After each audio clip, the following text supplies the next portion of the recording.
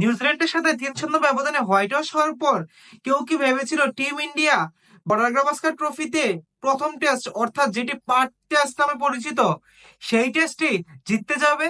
Well, actually India এই test জিতে গেছে, which is quite unbelievable.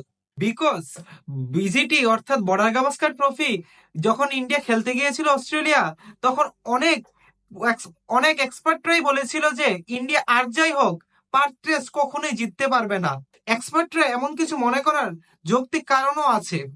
Because of team India পার্থে কখনোই জিততে পারেনি, এবং ইন্ডিয়ার রিসেন্ট পাস্টের যে ফর্ম তার সাথে রোহিত এবং গিলকে ছাড়া এই টেস্ট জিতা ইন্ডিয়ার জন্য ছিল একটি দুর্ধর্ষকর ব্যাপার।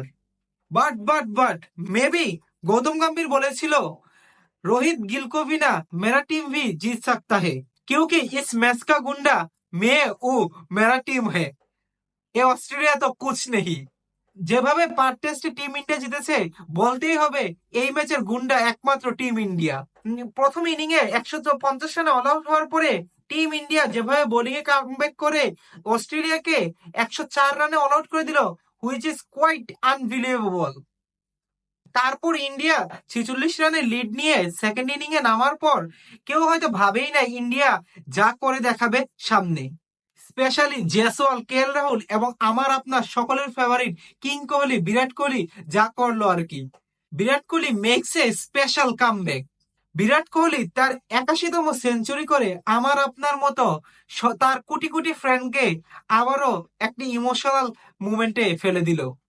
আমি আমার ম্যাচ প্রিভিউ ভিডিওতে বলেছিলাম হু নোজ বিরাট কোহলি এই সিরিজেই কামব্যাক করতে পারে, এবং Virat Kohli, my Kohli proved me right again. জয়সওয়ালের 161, বিরাটের 100 এবং কেএল এর 77 রানের উপর ভর করে টিম ইন্ডিয়া 487 রান করে 6 উইকেট হারিয়ে সেকেন্ড ইনিংয়ে, এবং অস্ট্রেলিয়াকে টার্গেট দেয় ইম্পসিবল 534 রানে। 534 run, which is quite impossible for Australia or any other team, we all know that. কারণ এই অবধি সর্বোচ্চ রান চেস করে জিতেছে উইন্ডিজ, তাও সেটা 418 রান 2003-এ অস্ট্রেলিয়ার বিপক্ষে এন্টিগাতে। টিম ইন্ডিয়া যখন থার্ড দিনের লাস্ট 1 আওয়ারে অস্ট্রেলিয়া 3 উইকেট ফেলে দিল দ্বিতীয় ইনিংয়ের, তখনই সবাই বুঝে গিয়েছিল এই টেস্ট ম্যাচটি জিততে যাচ্ছে টিম ইন্ডিয়া। চতুর্থ দিনে সকলে ডিসকাস করতেছিল যে টিম ইন্ডিয়া কতক্ষণে এই ম্যাচটি জিতবে আর অস্ট্রেলিয়া কতটুকু ফাইট ব্যাক করতে পারবে।